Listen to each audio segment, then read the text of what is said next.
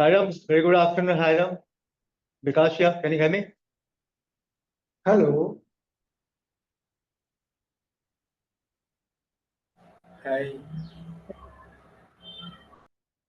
Hi, Hiram. Yeah. Hi, Bikash. Namaste. Yeah. Arun Hi. sir is with me, my dean. You met Hi, him. Dr. Hiram. Hello. Good afternoon, sir. Good to see you. We had an interaction, so glad to meet you. Likewise. Thank you. Welcome to this interaction. Thank you very Yes. much for being with us. Yeah, thank you. Thank you so much for having me. So I think we are dot at 2 o'clock Indian time. I'm sure Malaysia it will be 4:30 in the late afternoon. So I think without spending much time, may I request Professor Arun Kumar, my dean, just formally welcome all of us to this particular forum. Hi, good afternoon, each and every one of you. Our distinguished speaker of this event today, Professor Dr. Hiram Ting. He is the editor-in-chief, Young Consumers. My distinguished colleague, Professor Bikash, and also from Emerald, we have our friends joined here, both of them. And from Emerald again, one more speaker will be joining online. And my colleagues from Ramaya Institute of Management. Welcome all of you to this very exciting talk of today. This talk assumes very much critical relevance to all the researchers, teachers, and publishers. As you know, everyone would like to have some good publications at the end of the day, and that's how we are being valued, that's how we are being known, and that is how our work is getting known to others. So in this context, it is with a great pleasure that we are able to host this particular talk here. And I welcome our distinguished speaker once again, Dr. Hiram Ting, to this particular function. Sir, I welcome you wholeheartedly from Jamia Institute of Management. So thank you very much for being with us. I also welcome my distinguished colleagues from Emerald who are here, and also my other colleagues from Jamia Institute of Management. And I would not like to take too much time. And I will now request my colleague, Professor Bikash, to basically to continue with the proceedings of this event. Thank you, sir. Thank you so much. So a very good afternoon to all of you from India, and namaste. I know a couple of participants are from overseas as well. Quickly, I don't want to spend much time. Rather, we like to hear more from Hiram, his expertise basically. A quick introduction about Hiram. Hiram is the director of Responsible Borneo, that is Reborn, and also chairman of Sarawak Research Society. Indeed, he is the first Emerald Brand Ambassador for East Asia. Of course, Arun sir has already said he is the editor-in-chief for Young Consumers, which is Corpus Q1 and ABDC-B by Emerald itself. Beside that, he is also editor-in-chief for Journal of Applied Structure Equation Modeling, which is again Scopus 1, Journal of Responsible Tourism Management, Asian Journal of Business Research, that is AGBR, Scopus Q2, and many more. In fact, Hiram is being, is a great researcher in marketing, in tourism, and many other domains. He has published more than 100 papers and edited more than 20 guest editor in different journals. He's also Sierra, that is Southeast Asian Research Academy and International Center for Responsive Tourism in Southeast Asia. He's also ambassador, as I mentioned, ambassador to Emerald, East Asia, and more important, is the first Malaysian to be included in the UN Tourism formerly known as UNWTO. I mean, if I start talking about Hiram, I think the entire day will go. So I'll stop it here. And we are eager to listen to you, Hiram. And I have enabled you. You being the co-host, you can share your PPT as well. Over to you. Thank you so much. Thank you. Namaste to all of you. Thank you again for having me. I will spend about 40 minutes to share with you some of my thoughts and experiences about publishing, about publication. It's not a lecture, rather you will listen to many stories.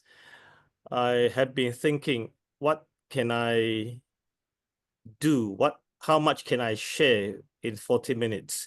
So I thought, again, it's better to just tell stories and hopefully you can pick up something useful to you. And I'm happy to respond to any comments and questions later.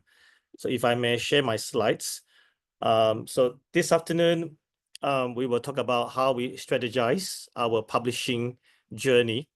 Now, notice that I use the word publishing rather than publication. I've shared this in multiple occasions. I'm not an English teacher, but if I may, I define publication as a goal when your paper is being published. I describe publishing as a journey. It's a journey where we learn things. It's a journey where we are equipped with research skills. At the end of the day, not only your paper gets published, that journey, that process enables you to learn a lot. And that ensures you that not only you get your paper published this time, you can get your papers published in many, many years to come. Now, a disclaimer, I'm not a publication expert. Why? Because my papers still get rejected. Many papers still go through major revision, and there are so many things I still need to learn. This is exactly why this afternoon, instead of talking about publication success, and I'm not the best exemplar, but I hope my stories demonstrates a reality, and that is we are all learners. How we learn, how we take on this journey, how we see publishing as a process is really, what matters at the end of the day. Publication as a goal is, obviously important. But what about papers after being published? Would these papers be downloaded? Will these papers be read? Will these papers be cited? Will these papers be able to make an impact, not only in academia, but also to the industry people? So this would be, very much how I structure my presentation, my sharing this afternoon. Before I begin, I would always like to introduce where I come from. I come from Malaysia, the eastern part of Malaysia. If you look at the map, I think Bangkok, you know where it is. So I'm from Sarawak. If there is a non-stop flight from Bangkok to Kuching, where I'm staying, it will take about 2 hours. We hope there will be not only direct flight, but non-stop flight between Kuching and and Bangkok soon. So next time if you visit Sarawak, please let me know. Bikash has been to Sarawak before. This is the place where you will see greens everywhere. This is the place where you see the blending of culture, nature. So welcome to Sarawak. Now, I'd like to begin with this. You must have heard, customer is always right. What about this statement? Editor is always right. When you think about this statement, customer is always right. You may agree, you may disagree. Why? Because customers, when they complain about something, they are not always right. then why is this statement, customer is always right? My understanding is it doesn't matter if their complaint is right or wrong. What matters is we listen, we take note, and we address. Why? Because marketing is not sales. We do not want to lose our customers. They may be wrong, but we still communicate with them because we do not want to lose our customers. There will be no surprise if these critical customers, after being addressed, could end up becoming the most loyal customers.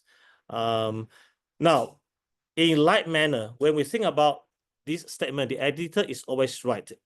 You look at one particular statement. I'm sorry, I could not point it to you, but if you look at the slide, there is a statement saying, my editor may be raising points I don't agree with. She may be getting certain things wrong. But on the flip side, it means I didn't make the right message powerful enough. So think about this. When you see publishing as a journey, when you see this journey as a learning process, then it makes sense that there is no point to argue whether editor is right or wrong. I received comments from multiple reviewers whereby their reviews, their comments contradict one another. I'm sure those who have been publishing, you know this happens. There's no point to complain. There's no point to ref on Facebook. I always tell the younger ones, don't make any complaints on social media. We are living in a small world. We are all connected. What matters here is that we learn. Why? Because it could well mean that my arguments, my justifications, my communication are not articulated enough.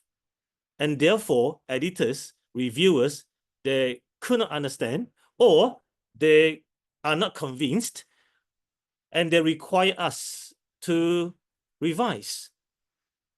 So this is why when we see publishing as a process, as a learning process, we begin to reflect what we should do.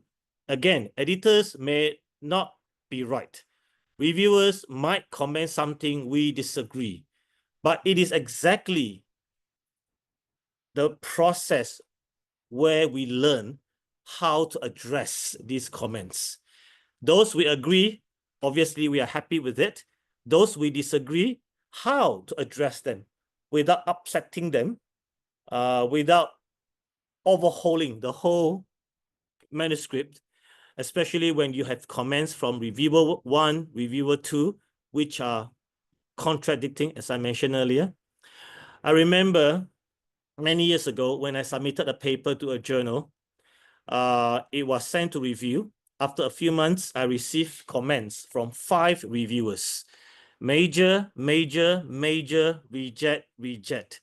Editorial decision, reject. I look at the amount of words.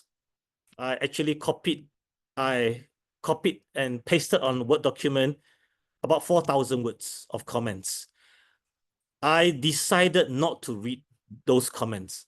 The reason is because I was so frustrated. I was so upset. You know, sometimes we just cannot accept the decision in the moment. So I walk away. After a few days, I returned to my laptop. I opened my laptop. I began to read those comments. Now, if I read the comments 4 days earlier, I would have read it with a lot of frustration. Comments which I disagree, especially. You know, I'll be complaining, I'll be murmuring. This reviewer doesn't know what he or she is talking about. Anyway, 4 days later, I read the same comments, but I read it with the attitude to learn. Comments which I agree, I learn. Comments which I disagree, I will not revise my manuscript accordingly, but I learned. Because from their comments, I thought, wow, this could be something useful for my next manuscript. This is the comment that many reviewers provide. Next time I need to be careful. Next time I should, provide better clarity in my methods, in my discussion. So whether we agree, we disagree, we actually learn from all these comments.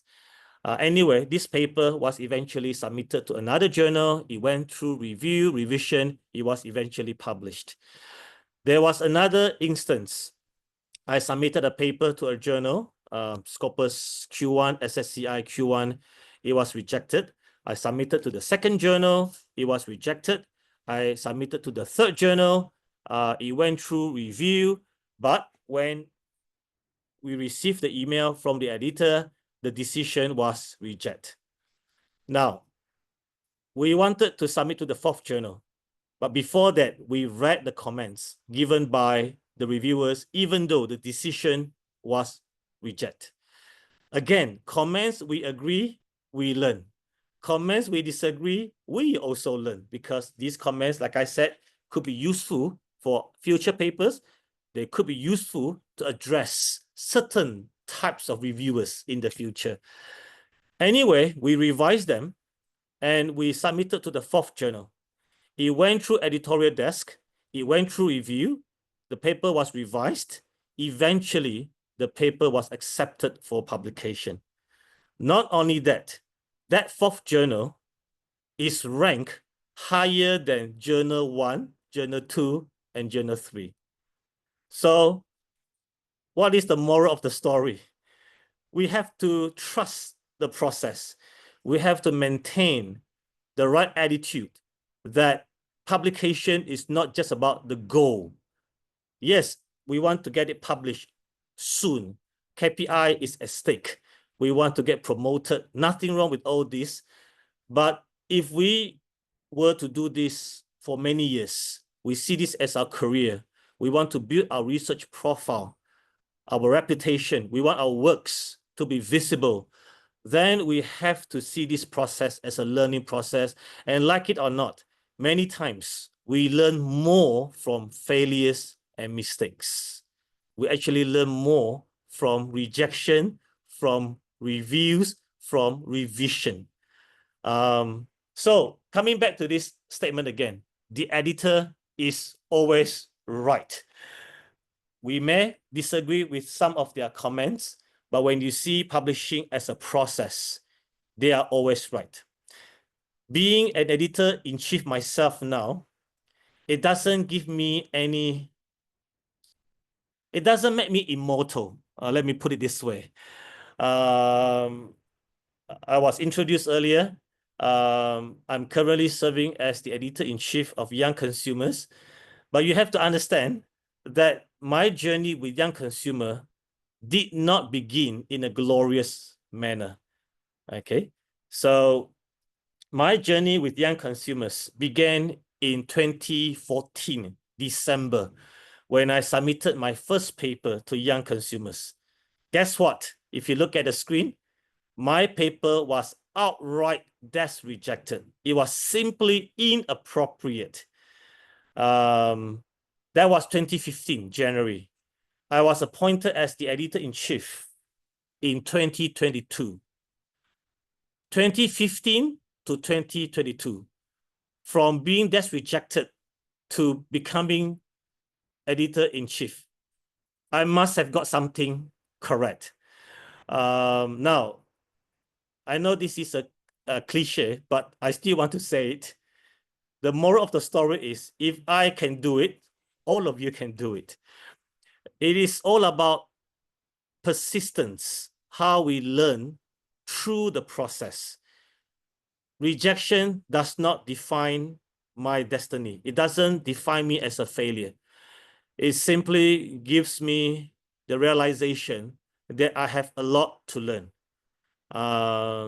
And in 7 years, I learned a lot. I've not graduated from learning yet, but this is something I like to share with you. Rejected, becoming editor-in-chief, one of the things I did, and I encourage many people to do it, whether you are a professor, you are a lecturer, you are a PhD student, you are a master student, you know, everyone can do it. Anyway, I like to say this. I hope you can identify to some of my stories in such a way that you realize I'm just another human being. I'm not born as an editor-in-chief. I failed, I made mistakes, but I persist. I trust that if we learn, we can do well. And one thing I learned, after being rejected, my paper being rejected, I wrote an email to the editor-in-chief. I asked him, can I volunteer myself as an ad hoc reviewer? I'm not an editorial board member, but I'm willing to be invited one-off as a reviewer. After I complete my review, then I like to be invited again one-off as a reviewer.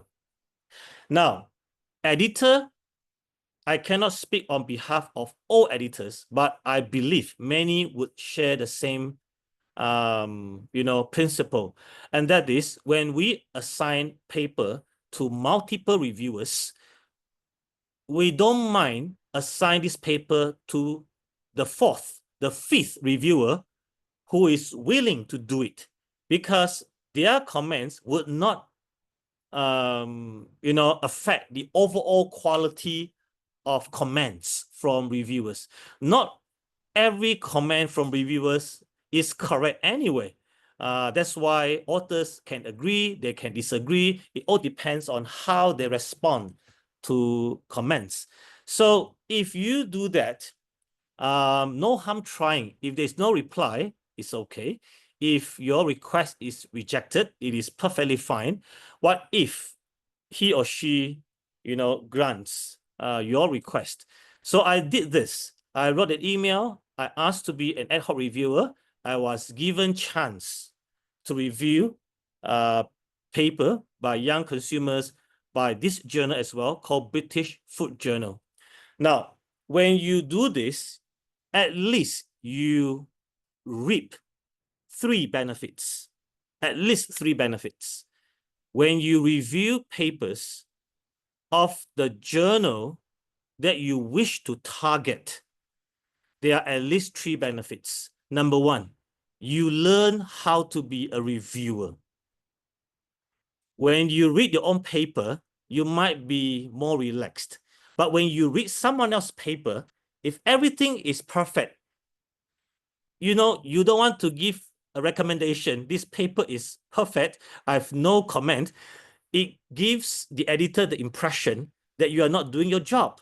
And therefore, you must find something. You are not trying to create trouble, but you must find something to comment on so that authors can respond to your comments. So it actually allows you to do work, to do more homework, to read more, to provide some critical arguments. What are the areas, which parts require more attention, more revision?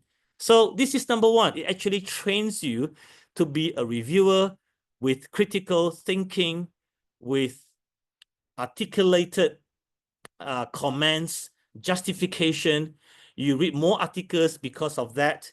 Now, many publishers provide this service, and that is when you provide comments, you are given options whether you want to read comments by other reviewers. Okay, for me, I always say yes. Why? Because this is another excellent avenue for us to learn comments given by other reviewers. Oh, I did not pick up this matter. I learned from the comments given by other reviewers. Yes, this is exactly what I said in my comments. That is a confirmation that you are doing something correct. Benefit number one. Benefit number two, this is the journal that you wish to target, and you volunteer yourself as an ad hoc reviewer to your target journal. By reviewing papers submitted to this target journal, you will become more and more familiar with the sort of papers which are eventually published in the target journal. It will prepare you as a better author in the next round of submission. At one point, when you review a paper, you tell yourself, if this paper gets published, I'm sure I can do something as good. You make progress, you improve. And when you submit your second paper, when you prepare your second manuscript for the same journal, which rejected your first paper 1 year ago, 2 years ago, 3 years ago, be assured that the chance of getting through editorial desk, the chance of getting published will become higher. This is benefit number 2. Benefit number 3, after reviewing the papers multiple times, again, no harm trying, write another email to the editor-in-chief, telling him or her, after reviewing papers multiple times, you wish to be considered as an editorial board member. Again, editor-in-chief and publisher, I cannot speak for all of them, but I can speak for many of them. If your performance is consistent, if your review is constructive, 2 things, constructive comments and consistent review, you always deliver on time, in time, your chance of getting appointed as the editorial board member is very, very high. Okay, so again, it doesn't matter if you are a professor, lecturer, PhD candidate, master student. This is something all of us can do. Where should we start? What is the first step? What about this one? Write an email to the editor-in-chief, volunteering yourself as an ad hoc reviewer, and let's see how it goes from there. If you have another target journal, 2nd, 3rd, 4th, do the same thing. On the slide, this is something that I went through many years ago. It has been a rewarding journey because every milestone is a significant success. It is not something absolute, but it is a progress whereby I learn, I create values. If you look at the slide, I proposed special issue. Eventually, it was approved. I become a good friend of the editor-in-chief. I invited him to a conference. He came. He was our keynote speaker. This publishing journey, at the end of the day, is more than just getting your paper published. Don't get me wrong, publication is definitely important, but that process is a lot more than that. I always like to use this statement: you will get more than what you bargained for. 2018 to 2022, I guest edited many special issues. Once editors know you, they are more confident in you managing special issue, and you build your success, you build on your momentum from strength to strength. And that allows you to propose special issues to other journals because they know that you have been publishing, you have been reviewing papers. They believe that you will be a credible guest editor. Now, my friends asked me many years ago, why not spend all this time on your own papers? Because when we edit special issue, we don't really publish in our own special issue. At most, we wrote editorial, but we don't really publish our own papers. So my friend asked me, why not you spend all this time on your own papers? You could have published more papers. Okay, there are many benefits. Let me just tell you one benefit. Okay, this journey allows me to make friends with many editors, authors, potential reviewers throughout the world. I'm not sure if you can see the screen. Friends from US, friends from Australia, friends from West Indies, friends from China, friends from Hong Kong. Guest editorial enables you to make friends. Special issues allows you to make friends. And when many people submit their papers to your special issues, they know you, they communicate with you through email. It's really up to you whether you want to have further discussions with them using Zoom, using Skype. Before COVID, we used Skype a lot. And you can also conduct workshops. You can also use special issues to support your conferences, even though not every editor-in-chiefs like this idea. But anyway, this is one of the things that we can do. All in all, you collaborate with more editors, with more seasoned researchers, with more emerging scholars. For me, again, this has been very, very rewarding. Yes, I could have published more papers have I not spent my time on all these special issues. In hindsight, I have never regretted because I met friends with editors, I met friends with authors, I met friends with reviewers. All this you pay forward, even though we did not really expect any return, yet they all come back to you in a wonderful way. Many of these guest editors, they are actually editors of different journals. That doesn't guarantee my publication, but at least I could communicate with them. Is this the paper that your journal will be interested in? That communication facilitates a lot of things in the process. There are some shortcuts, but again, if you take note of what I said earlier, don't do it at the expense of learning, because these are the skills that you can carry with you for the rest of your life. This is why some candidates, they complete their PhD earlier. Some of them, they take more years. I always tell them, different people have different journey. There should be no comparison. Someone who completes sooner is better than someone who completes later. There is no comparison. Different people, different journey.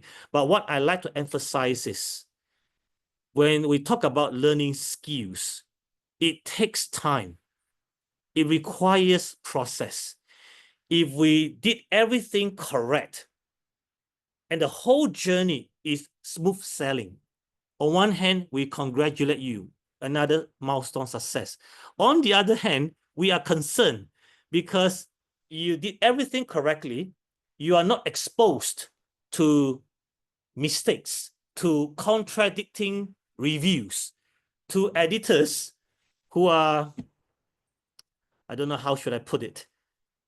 Many years ago, I submitted a paper to a journal, SSCI Q1. It went through major revision. It went through minor revision. After 1.5 years, a new associate editor was appointed. He or she intervened. He or she recommended reject. After 1.5 years, going through major, minor, eventually the paper was rejected. Again, nothing to complain about. It's all about how we learn in the process. And that's why that process, time to learn, time to equip skills, all these are necessary. This is another process I went through. We started a new journal in 2017. This journal is called Journal of Applied Structural Equation Modeling. 2020, 3 years, this journal was included in Scopus. Last year, 2024, we were informed this journal is now indexed in Scopus Q1 in management. Now, you may argue, I got lucky with Young Consumer. Yes, I did. Young Consumer is a good journal. I inherit this good journal. But what about this journal, Journal of Applied Structural Equation Modeling? It is a journal that was 0. Yet it is the same process. We learn to develop this journal, manage this journal. We develop from zero. Now it is a journal index in Scopus Q1. So I like to impress all of you because, again, 40 minutes, I could not share everything. But I hope after this session, if you leave this place a little more inspired, a little more motivated.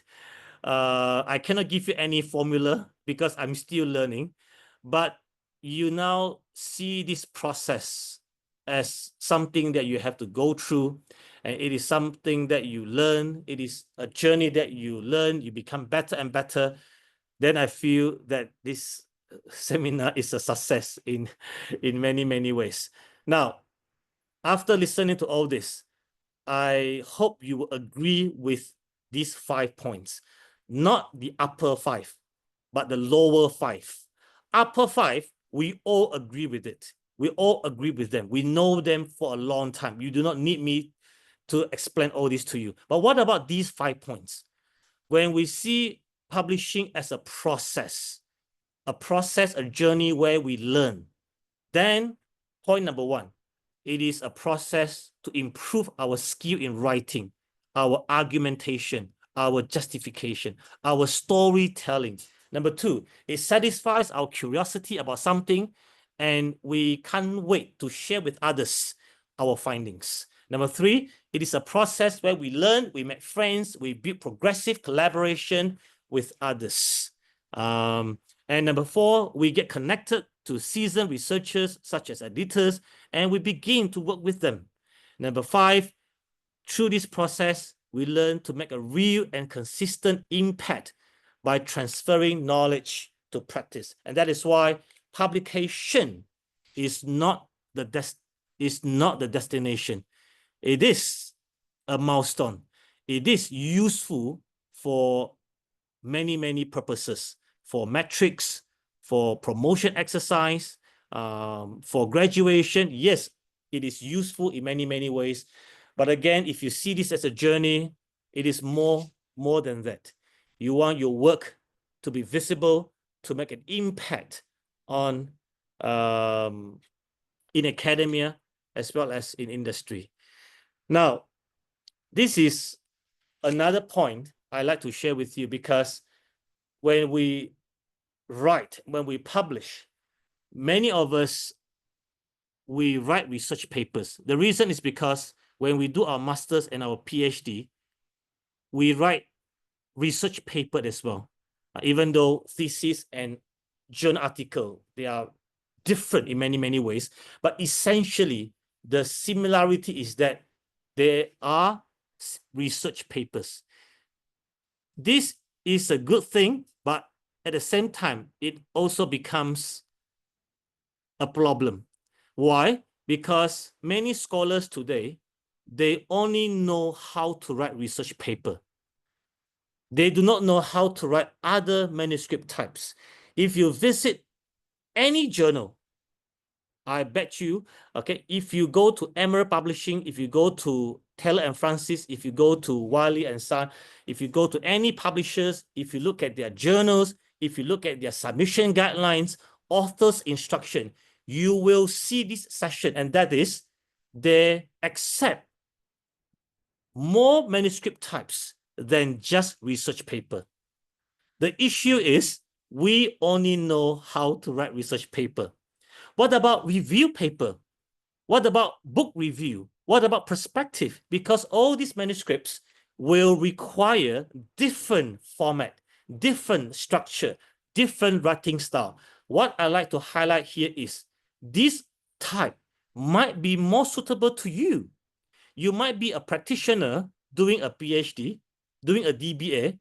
Instead of writing a research paper, unless it is required, to graduate, then you have no choice. But if this is not a requirement, why not write a case study? Because it suits you better. Your strength is in storytelling. Your strength might not be in advancing theory. Many journals, they require this if you write a research paper. What about review article? Example, you review a conference. this brings me to the next point. I wrote these articles with my colleagues. Anatolia is Scopus Q1. Journal of Convention and Event Tourism is Scopus Q2. After attending this conference, ICRTH, this is actually my conference. Anyway, last year, 2 years ago, 3 years ago, after attending the conference, my colleagues and I wrote a paper under the category of review article, conference report. For Anatolia, it only requires less than 2,000 words. For Journal of Convention and Event Tourism, it only requires less than 750 words. 750 words. You heard it correctly. My colleagues in Phuket just told me 3 days ago, her paper got published. I show you on the screen. Submitted in January, revised in February, accepted for publication in March. 2 months. Different manuscript types have different rules, different instructions. Once it is accepted for publication, it will be assigned DOI. Same. It will be captured in Scopus database. Same. Unless your university makes specific requirement for promotion, only research article, only original paper is accepted. Then you have no option. Other than that, there are many other manuscript types. So for many lecturers who are busy teaching MBA students, you may not have time to collect primary data. If you write a case study, do you know that case study does not demand primary data? For many PhD students who need to publish their paper, many people struggle with conceptual papers. Why not write case study? Why not write review article instead of writing conceptual papers, which is very, very competitive? Let me give you another example. Of course, being the editor-in-chief of a journal, my advantage is I can write editorial. So my friends and I have been writing editorials. One of them is an editorial about sample size. If you look at the screen, I just checked yesterday. This paper was cited 1,481 times based on Google Scholar.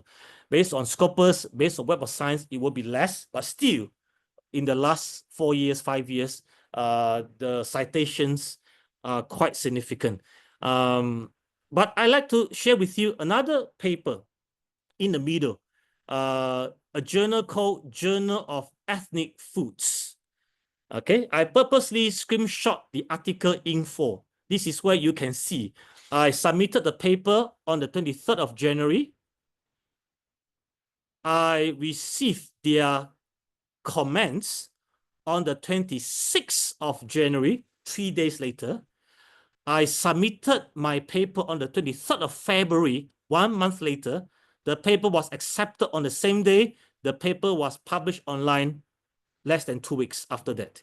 This is a journal called Journal of Ethnic Foods. Now, I don't want you to treat this as a formula. Please don't do that, because it doesn't guarantee your paper will be published in 1 month. What I like to highlight here is I did some homework about this journal. And this is what I like you to pick up.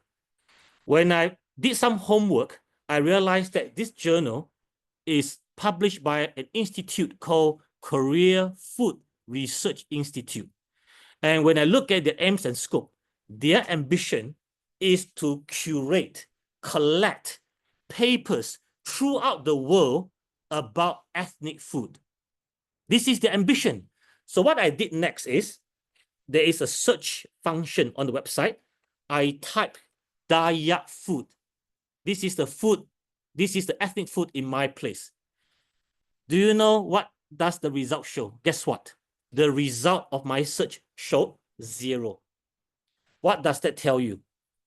It told me that if this journal, if this institute is serious about collecting papers about ethnic food throughout the world, yet in their collection, Daya foot is 0. That means my paper has chance. Okay, so whether this is an easy process, whether this is a difficult process, this is not what I want to impress you. What I want you to remember is, don't submit your paper to journal blindly. If A doesn't work, submit to B. If B doesn't work, submit to C without actually reading the journal. You know, my friends and I, not in recent years, but many years ago, we did a lot of homework about the journal. We also did a lot of homework about the editors. We study editors. We study journals. Even if our paper is not suitable for this journal, at least we learn about this journal. We learn about these editors. We learn what they like. We read the editorials written by the editors. So we know that what sort of papers they like. We read their papers published in other journals, and therefore we know what sort of papers they would welcome if we submit a paper to their journal. Now, you may think that all these are plotting, cynical intention. I don't think so. These are all, you know, aspects of learning in order to ensure we learn, our publication success becomes higher. At the same time, we never compromise this learning process. I'm curious, I'm conscious about my time. So let me conclude with a few notes. These are the things that we look at when you submit a paper to young consumer. For your information, young consumer rejection rate is as high as 90%, 90. Does it mean difficult? Yes and no. It depends on how you approach this matter. Because if you only want to get it done easily, you hope that luck, luck does play a part sometimes. But if you want to get it easy, then sometimes your paper gets published, but it does not ensure that this process will be a rewarding process. Many resort to paying article processing charges. Oh, by the way, that Journal of Ethnic Food, even though it is published by Springer Nature, that institute will pay APC for you, meaning your paper will be published for free. Okay, so for your information. Anyway, so these are the 4 things we look at. Number 1, we look at the novelty, originality of your research. We can talk about this later, or in some other occasions. Number 2, we look at how you position your paper theoretically. If you submit a paper under the category of research paper, if you submit your paper under another category, then theoretical advancement will not be a requirement. Example, like I said earlier, if you submit a paper using review article, conference report, then theory is not a concern. So theoretical positioning is one of the most important criteria for good journals in social sciences. Okay.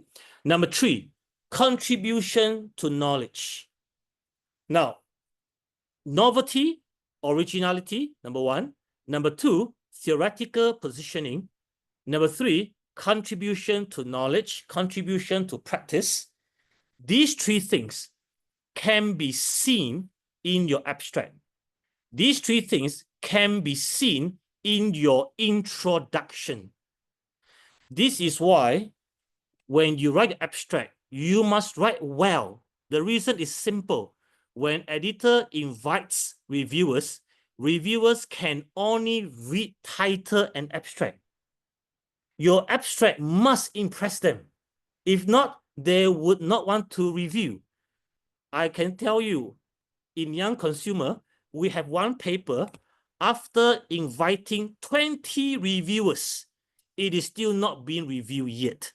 Because reviewer, when they read abstract, they don't find it interesting. Why should I spend my time pro bono, doing this voluntary for you when I don't find this paper interesting.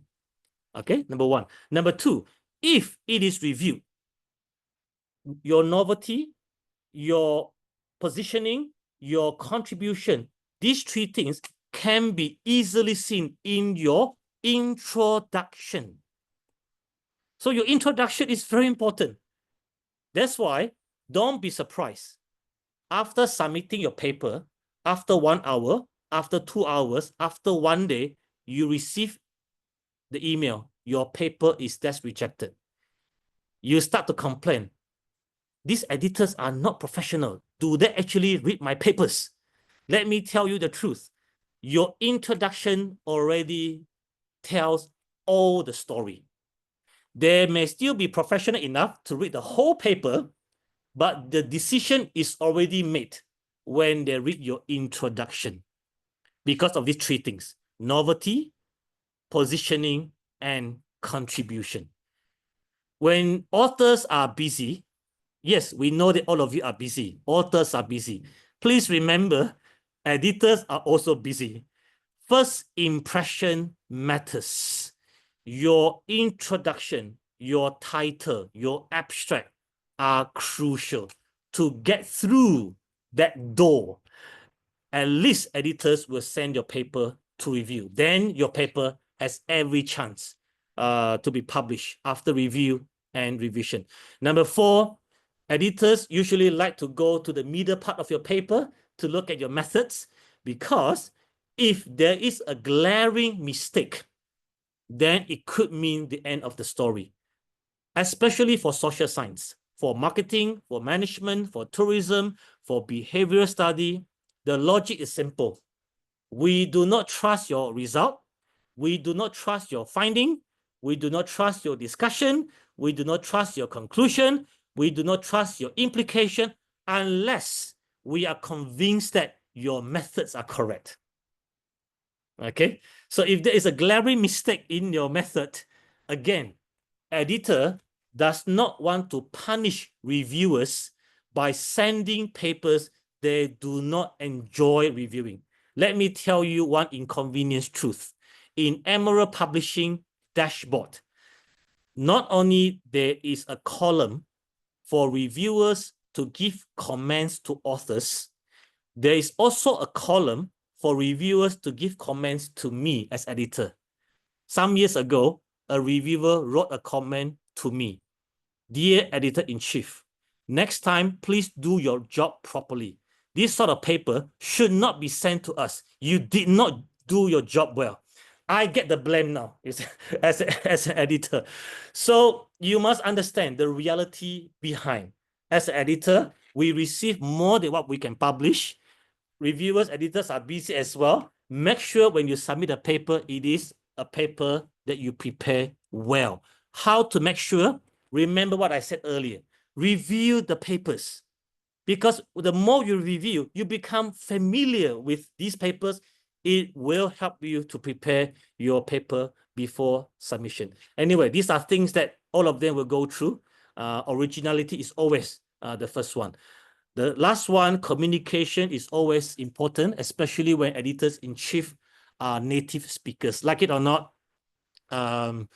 all these are in English. For many of us here in Southeast Asia, this has always been a problem. But again, you have AI, you have ChatGPT, you have DeepSeek. I'm quite sure someone will ask this question later, because I get these questions every time, all the time. My take is simple. Technology is here to stay. It's here to stay. We embrace technology, but please do not let technology replace your role as a researcher. Critical thinking, argumentation, storytelling must be from you. If we think that we are smart, we do it, we get away with it. Don't be surprised 2 years later, 5 years later, with technological advancement. I always like to say this. There are people who love you. There are also people who hate you. So there are people who like to dig out all your works in the past, and they found out that your works in the past are not from a malpractice. A very quick example. 2 months ago, I was asked by the publisher to review a paper which was published many years ago before I became the editor-in-chief in Young Consumer because of suspected malpractice. It was a tedious process. Now editors has more job. I cut the story short. I provided the recommendation, the decision from the publisher, that paper is retracted. And not only that, that paper is online, is on the website with the names of the authors. So how you use it, how much you use it, I will not be able to say too much subjectively. I can only say it is something we embrace, but don't let them replace your role as researcher. Okay, so make your work visible and make your work impactful. These are the final 5 points I like to share with you. Number one, know and meet experts. Attend conferences where you can meet them, talk to them, propose your value, work with them. Example, this is a paper I worked with these 2 gentlemen in 2019. It is cited more than 3,000 times now. There is no shame. There is no shame for me to admit that if I were to write this paper alone, I would not achieve this. So I'm like you. I have to learn. And I am fortunate enough to meet them. And we actually purposely attend a conference to meet them. And then we propose our values, we work with them, and now we remain as friends. So don't just go to conference, present a paper, after that job done, and then you go for shopping. Don't do that. Stay in the conference, meet people, meet experts, meet delegates, talk to them. It will pay back handsomely. This is another point. Point number 2, build your network. I always said, and I repeatedly said earlier, no harm trying. This is a paper I wrote with my friends. I wrote an email to a person called David Waller. Now he's my good friend. No harm asking. First time when I asked him, he politely declined. A year later, my friend and I came up with a better paper, and we invited him again to collaborate. That time, second time, he accepted. And I told him we will target this journal, Marketing, Intelligence, and Planning. It is ranked A in ABDC. For Australian, this is a pull factor because they need A to maintain their tenure. So again, how you propose value, how you communicate, how you build your network. This is something important. Okay, don't just write to them telling them how great I am, how great this paper is, without proposing value. If they don't see value in doing it, they will decline. They will not want to do it. Now, this is also the process where we learn. Build your team, your own network. So I have my own teams, not only in Malaysia, but in Southeast Asia, in other countries. I have always enjoyed, I'm still enjoying working with different authors. If you write a paper as a solo author, not a problem. This is your precious. You like to do it alone. It shows your credibility. It shows your capability. By all means, nothing wrong with it. My experience tells me I have been enjoying more working with others. Many years ago, I won Emerald Literary Award. Now, let me tell you the truth. Again, there's nothing to hide, and that is, this is not my paper, actually. This is my friend's paper, but he invited me to co-author.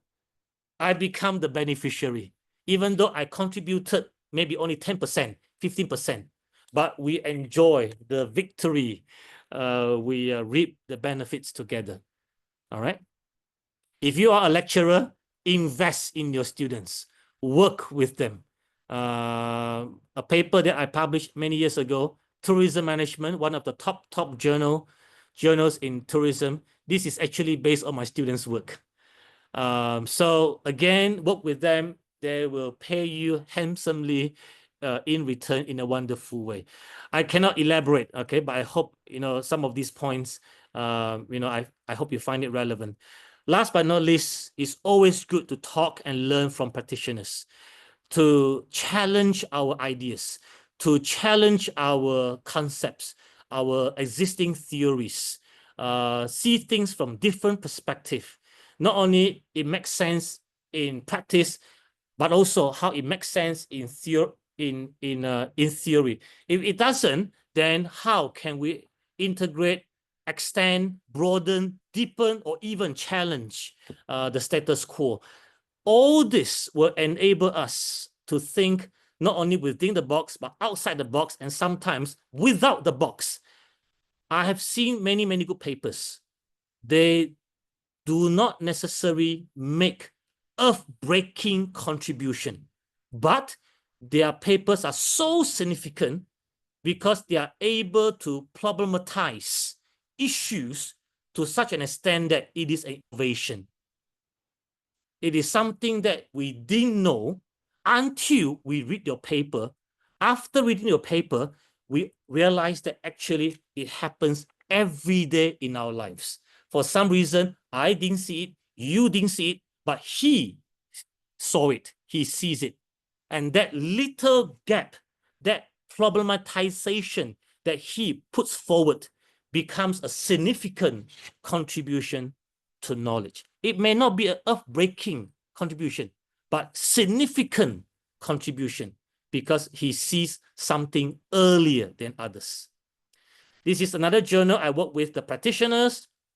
This is another initiative. We work with practitioners whereby we collect short stories from practitioners to learn from them. Okay. And not only journal articles, we also publish our papers in newspapers, in magazines, in order to reach wider audience so that the impact of your work is not limited to academia. It goes beyond academia. This may not be counted in your KPI. It may not contribute to your professorial promotion. But again, when you see publishing as a process, one day you may be invited as a speaker in a government function, in an industry event, because of your work, because it is made known to the industry. Okay, so my apology, Dr. Professor Montas, I did not control my time well, but I hope my presentation is helpful, useful to all the participants present this afternoon. Over to you, Prof. Montas. Bikash. Thank you, Hiram. I mean, you made my role very easy. In fact, I mean, I had a couple of queries back of my mind, but I think you have covered it effectively. However, I have a couple of queries. Maybe we take a couple of queries from the audience, maybe another 10 minutes. You talk about a couple of things I noted down, the editor is always right, and I think so, and rejection does not define failure. Indeed, as the editor-in-chief of various journals, what would be your advice or suggestions to the researchers, scholars, or even academicians in terms of determining a journal which suits their manuscript in terms of scope as well as audience? Thank you, Professor Bikash. There is no formula, but I will share a few points. Number one, the most mechanistic way, if you like it, there are actually some tools available. Example, there is a tool called Journal Finder. If you Google search Journal Finder, you will find it. This is where you can key in your article title, or you can key in your abstract, and this tool will find journals which might be a good fit to your paper. So this is a more mechanistic way. There are some tools out there for you to utilize. One of them is called Journal Finder. Now, to see it as a process, to do it in a more quote troublesome way, but you actually learn from there, is that I always say you must know who are the experts, who are the gurus in your field, in your area. If you do strategic marketing, if you do relationship marketing, strategic management or relationship marketing, if you do sustainable tourism, you must know who are the experts, who are the gurus in your field.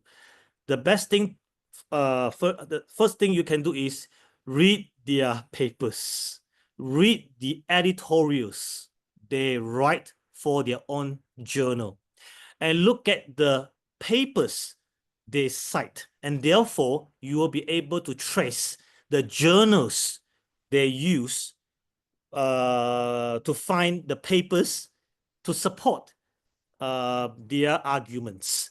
So first, know the gurus, know the experts in your area. And then the next point, which I mentioned briefly just now, know the journals in your area and read those papers, because from there you will be able to learn about journals relevant to your field. One simple example, Journal of Ethnic Foods. I did not know about this journal until I read the paper useful for my manuscript, and I went through the references. This is where I learned about Journal of Ethnic Foods, and I submitted my paper, and the rest is history. So, Professor, back to you. Yeah, I still recall, you spoke about the same journal to me twice, when I was at Kuching and then in Kerala. Yes. And in fact, you'll be happy to know that very soon I am writing you back. I'm talking about some ethnic food in the eastern part of India, which I'm working on. So I'm happy to share that piece of information. Okay, going forward, you talk about technology, and as we understand today in the landscape of academic publishing, it's evolving rapidly with new platforms, different technologies and methodologies. So what are the various emerging trends the researchers or scholars be aware of, and how they can future-proof their research publishing strategy? Thank you, Professor, for another question. Now, there are two ways to respond to this question. Number one, I share with you what the trends are, which can be very subjective. It really depends on whether you are in marketing, management, tourism, education, human resource management. One thing that we can do, again, if we read editorials written by editors, usually there are editorials for two purposes. Number one, either it is about publication. Number two, it could be about all the recent topics and trends. Basically, these editors are telling us, if you submit a paper to my journal, I would appreciate if your paper is related to one of these topics, one of these trends. So you can learn about topics and trends by reading editorials, reading papers using systematic review, meta-analysis, because they put all papers together and they propose, trends, future directions. Like I said, know your gurus, experts in your field, read their papers, you will be able to know what are the trends, the topics. I know there are many papers about AI recently in tourism, in marketing. But let me say this, if I may spend 1 minute, I hope I would not want to spend too much. If you like these sort of papers, I can send to you. Maybe I will send to Professor Bikash, and Bikash can send to all the participants. These are the papers related to the word that I briefly mentioned just now, and that is problematization. Instead of giving fish to you, it's better for me to tell you, let's learn how to fish. One way to learn how to fish is to learn how to problematize.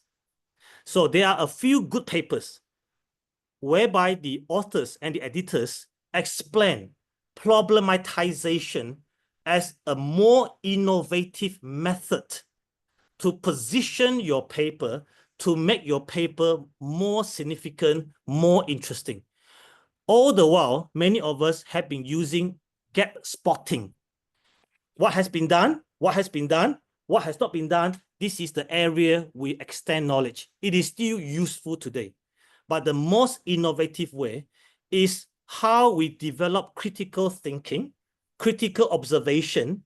We see what people don't see yet, and we are able to problematize this issue. As a result, it becomes something worth investigating. No matter what topics, what trends, it could be something old, customer satisfaction. It could be something ancient, employee retention. Don't be surprised with this skill of problematization, this topic may still get into good journal. Great. So in a sense, it's not really about quote topic. It's about how you put forward your argumentation to convince editors and reviewers and later readers that this is something significant. Because this is not a good answer, but I hope this response helps. Oh, that's perfectly fine, and I look forward for those kind of papers. I'll request you in a mail. Yeah, there are a lot of query, but I know time is a constraint. So if anybody has any query from the audience, they can also pass it to us, and we'll try to get back to you. I have just one query from the audience by Trilochan Jaina, and I think this is something which is buzzing me also. Because we understand a lot of business school, university, they also look at quality is important, we know, but they also look at quantity because of the accreditation and other stuff.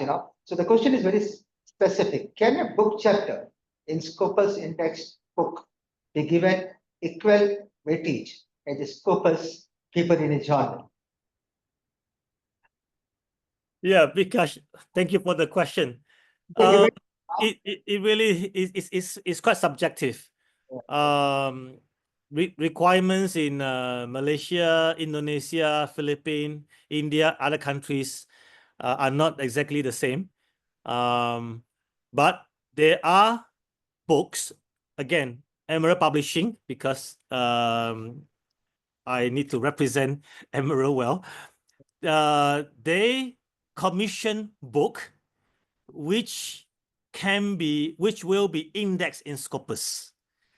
So you can write to Emerald to propose books or book series whereby you invite authors to contribute to different chapters.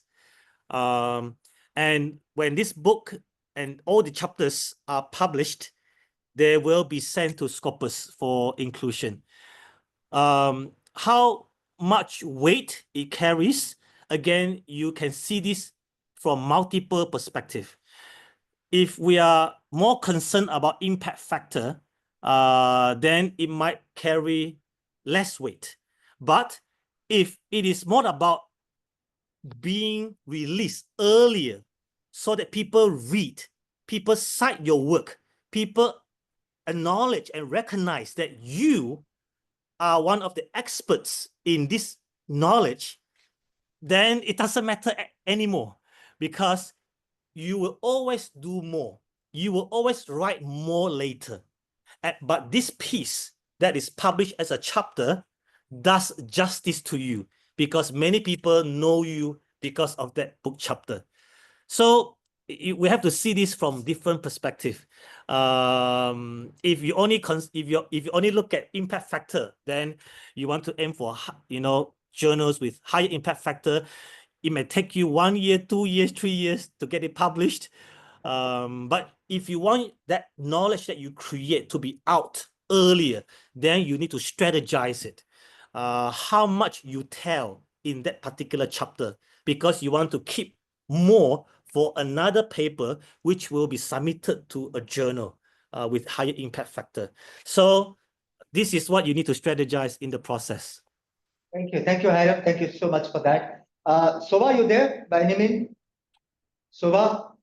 Yes, sir. I'm here. Am I audible? Yeah. Over to you, Sova. Yeah. I also request my colleague Chandan to put across the feedback form in the chat box. I request the participants to give humble feedback that will help us in getting a right insight about the particular program, help us in terms of planning for next talk. Over to you, Soba. Yeah, thank you, sir. Thank you, because sir. Thank Thank you you. for giving me an opportunity to present a note of thanks to our program Retalk on strategize your publishing journey. So thank you so much, Professor Hiram Ting, who is a brand ambassador of Emerald East Asia and also a chief editor of Young Consumer. Thank you so much for your insightful presentation and your advice that actually help all the like young consumers. We are the young consumers, right?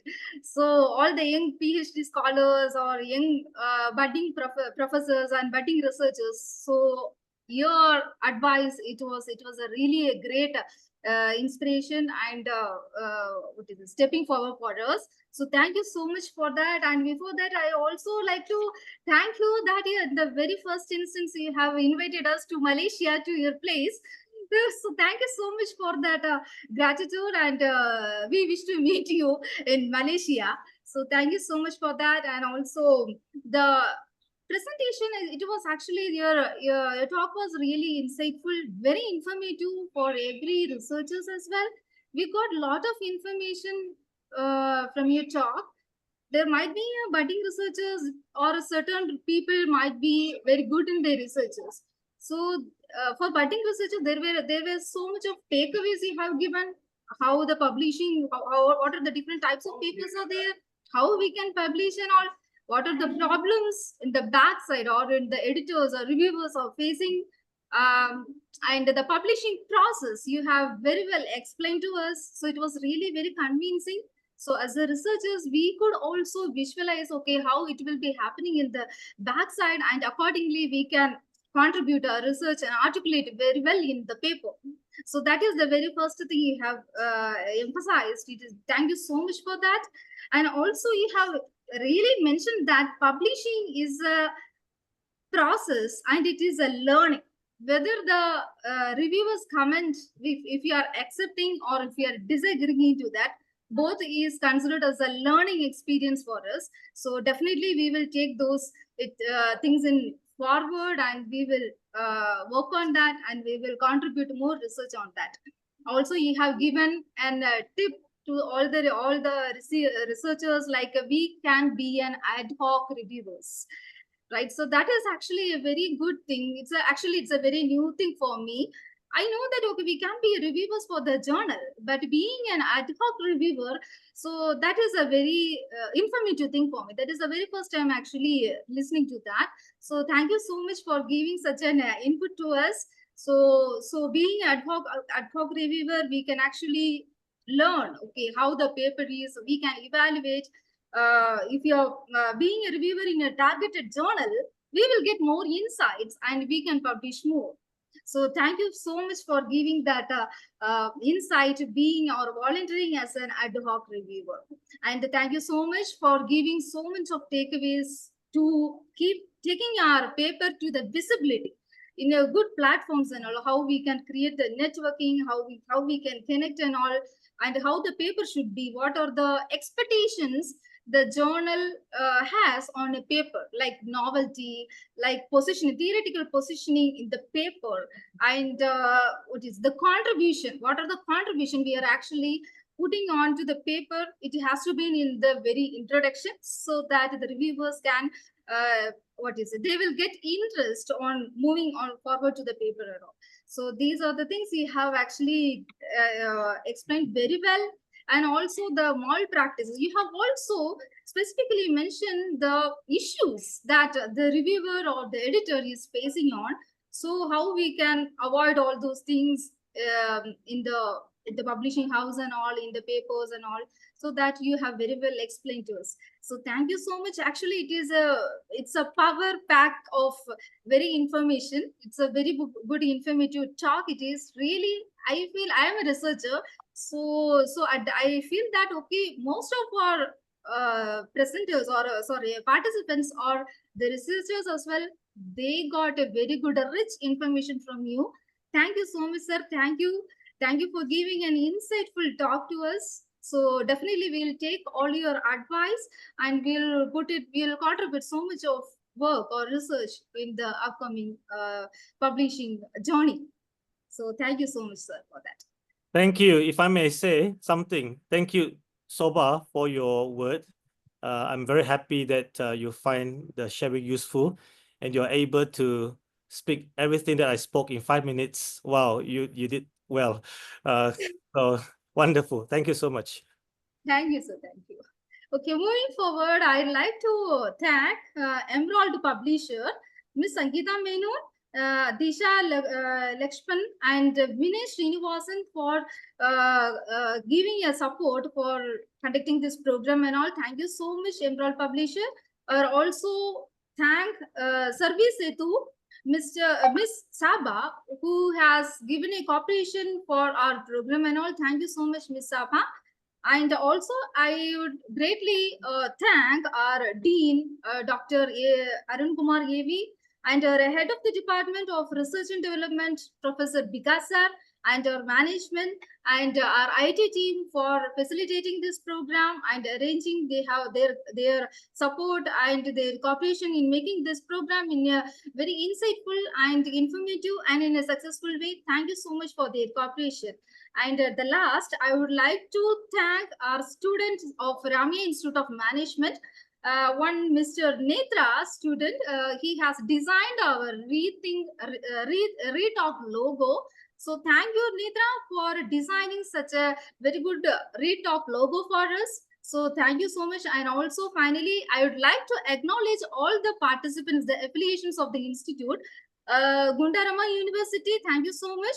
University of Gundarama, Copenhagen Business School, Telcom University, Jharkhand University of Technology, IIT Delhi, University National, DRB Hikom University of Automotive, Malaysia, MES Asmabi College, Thrissur, University of Jammu, University of Christian Indonesia, Jaipur Institute of Management, Indore, KL Deem University, MSRIM Institute of Science and Technology, Chennai, IIT Patna, University Esa Umblu, NIT Trichy, Bells University of Technology, AHIBS, Malaysia, LIWA College, Abu Dhabi. So thank you so much. I have acknowledged all the participants. So we are expecting your participation in much more retalk sessions and all. Thank you so much. Thank you all. Thank you. Over to you, sir. Thank you for joining and look forward to meet you soon. Thank you so much for your time and your bringing this expertise to the budding researchers as well as the academicians. Thank you so much.